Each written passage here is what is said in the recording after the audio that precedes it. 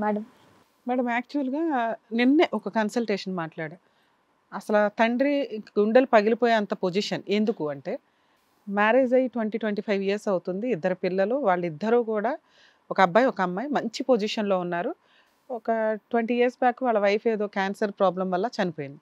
ఆ 20 ఇయర్స్ నుంచి అతను సెకండ్ మ్యారేజ్ చేసుకోకుండా కొంత ఆర్థోడాక్స్ ఫ్యామిలీ అన్నమాట. చాలా పద్ధతిగా పిల్లల్ని పెంచాలి అనే పొజిషన్‌లో అబ్బాయి మంచి పొజిషన్‌కెళ్ళాడు. అమ్మాయి కూతురు ఎవరైతే ఉన్నారో ఈరోజు ఒక ప్రొఫెషన్‌లో ఉంది. ఒక డాక్టర్ ప్రొఫెషన్‌లో ఉంది. ఏంటి సార్ మరి మీకు అడ్వకేట్‌ల దాకా రావాల్సిన అవసరం ఏంటండి అంటే, ఆయన ఒకటే ఏడుపు. ఏంటి 3 ఇయర్స్ నుంచి అమ్మాయి తండ్రి మాట వినట్ల. ఎందుకు అంటే వీళ్ళ పద్ధతులు. ఆడపిల్ల కొంచెం నీట్‌గా డ్రెస్ ఏసుకోవాలి. నైట్ టైమ్ ఫోన్స్ మాట్లాడొద్దు. ఇవి చెప్తున్న విధానం ఎట్లా అంటే మీరు పల్లెటూరు వాతావరణం మీది. మీకసలేమీ తెలీదు. ఇప్పుడు జనరేషన్ ఎంత ఫాస్ట్‌గా ఉందో వాళ్ళ మీద మేము బెటర్ అనుకుంటూ ఆ అమ్మాయి జాబ్స్ ట్రాన్స్‌ఫర్ ఏదైతే ట్రైనింగ్ ఉంటుందో వీళ్ళ ఫీల్డ్‌లో జాబ్స్ వేరే చోటకి అప్లై చేసుకుంటూ ఇండివిడ్యువల్‌గా ఉండడానికే ప్రిఫర్ చేసి ఒక లాస్ట్ ఇయర్ 1 ఇయర్ బ్యాక్ అట ఆ అమ్మాయి వాళ్ళ ఫ్రెండ్ బర్త్‌డే. ఆ అబ్బాయి ముస్లిము, ఫ్రెండ్ ఏమో క్రిస్టియన్స్, ఈవిడేమో హిందూస్. ముస్లిం అబ్బాయిని లవ్ చేసింది. ఆ అబ్బాయికి ఆల్రెడీ మ్యారేజ్ అయిన సంగతి కూడా అమ్మాయికి తెలీదు.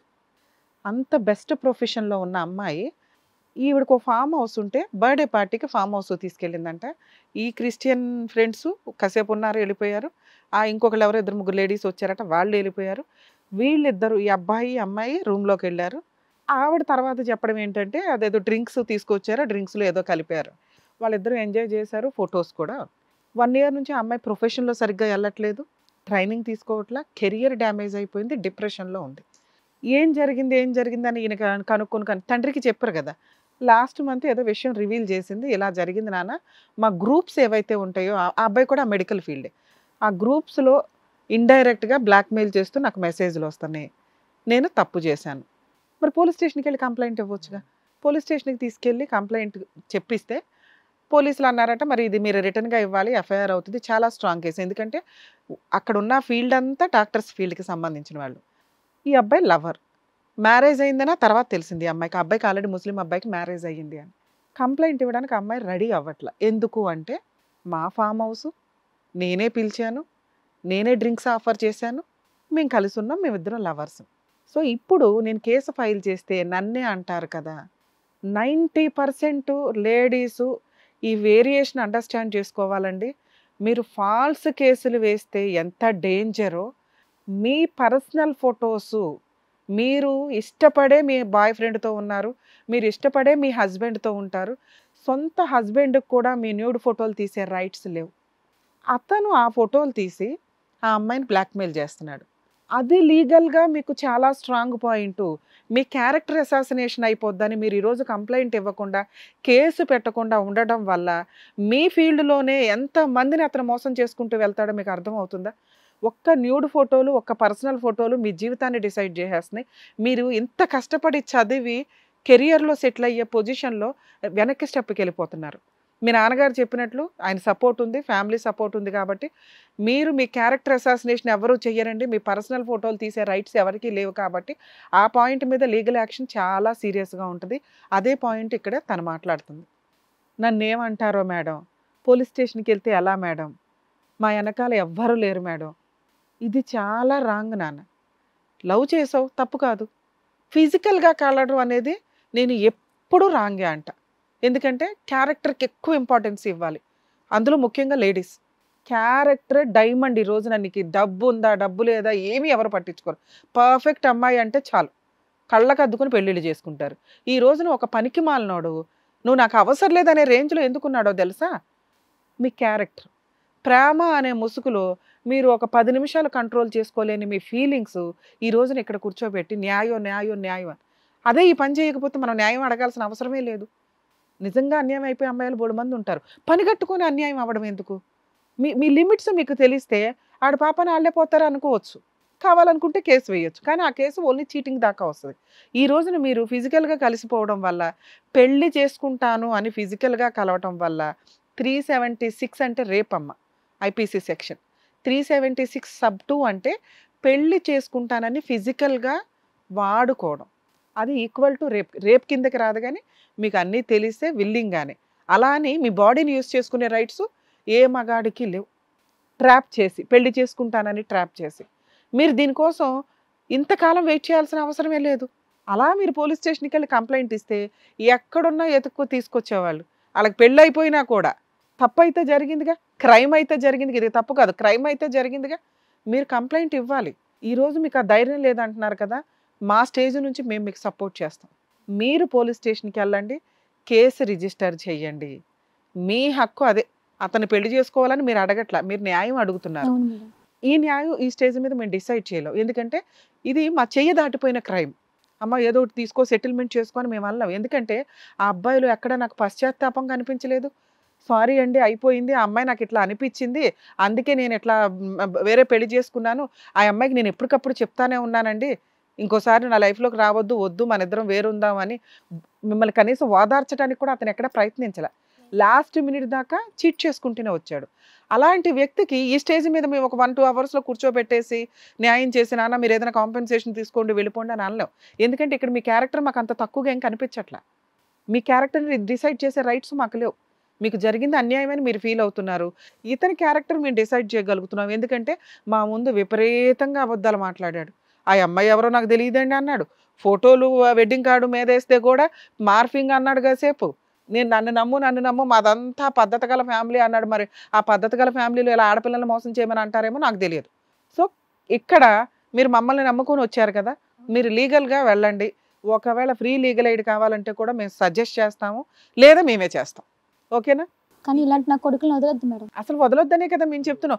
ఎందుకంటే మేము ఇచ్చే పనిష్మెంట్ కంటే ఈ కేసుల్లో కోర్టు ఇచ్చే పనిష్మెంట్ చాలా పెద్దది. అర్థమవుతుందా? మళ్ళీ మాట్లాడతాం. అమ్మా ఇక్కడ మిమ్మల్ని మేము అనటానికి ఏమీ లేదు.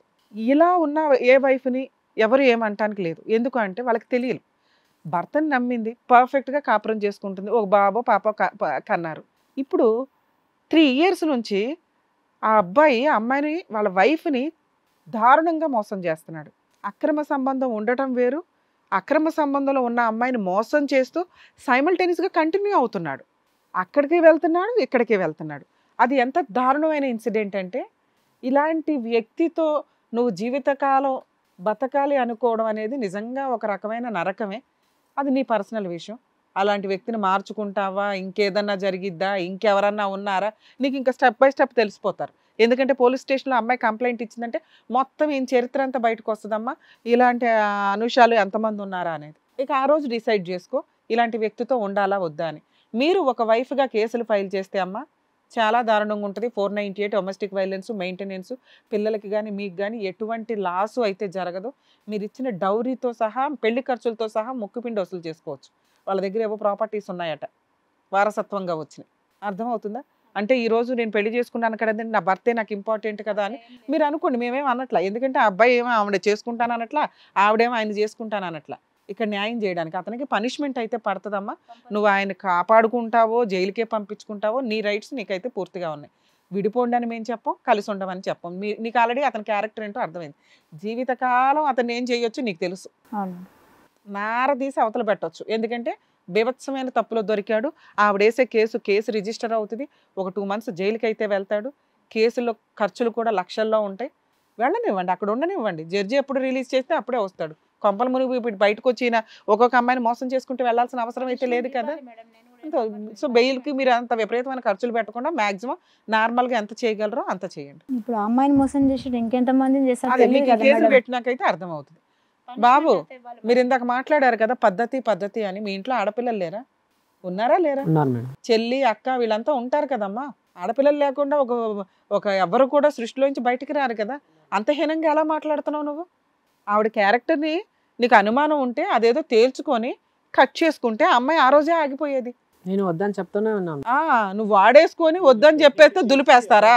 నువ్వు ఇక్కడ రహస్యంగా పెళ్లిళ్ళు చేసేసుకొని పిల్లలను కనేస్తావా పద్ధతిగా?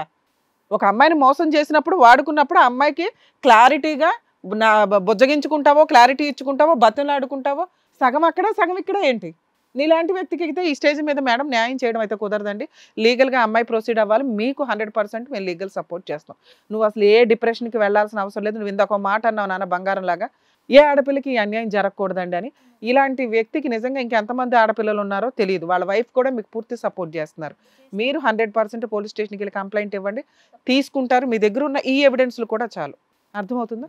ఆల్ ది బెస్ట్ మేమంతా నీ సపోర్ట్. ఇంకొక ఆడపిల్ల మీద చెయ్యాలంటే నా కొడుకు భయపడాలి భయపడాలి. అంతే. నువ్వు అదే స్ట్రాంగ్ గా ఇక్కడ ప్రాసెస్ వరకు వచ్చారు. పెళ్ళం వాళ్ళ ఆయన తప్పు చేస్తే సపోర్ట్ చేయకుండా ఆవిడ కూడా మీకు సపోర్ట్ చేసింది చూడండి. మీరు కూడా సూపర్ వీణా గారు. ఆమె కూడా అమ్మాయే కదా మేడం. అలాంటి అమ్మాయిలు ఇంకెంతమంది మోసం నాకు తెలియకుండా ఎంతమందిని చేస్తున్నారో తెలియదు కదా. అదేలేండి. Thank you so much. Thank you అమ్మా. వెళ్ళండి మేడం సార్ చెప్పినట్టుగా చేయండి. ఓకే. నాయనా ప్రసాద్, భర్తది గల ప్రసాద్ బయలుదేరు.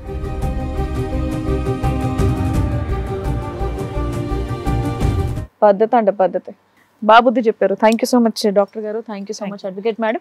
హిట్ టీవీ యాప్ ఇందులో short news, live news, entertainment shows, movies, digital magazines తో పాటు మీ జిల్లా వార్తలను కూడా ఫ్రీగా చూడొచ్చు.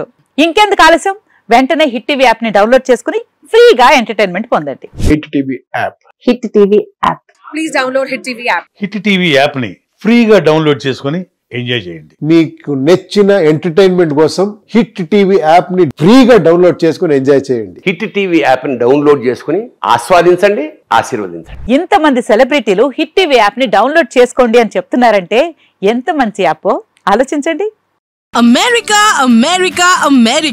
అమెరికాలో చదవాలనుకునే వాళ్ళకి విశ్వసనీయమైన పేరు మన శౌర్య కన్సల్టెన్సీ.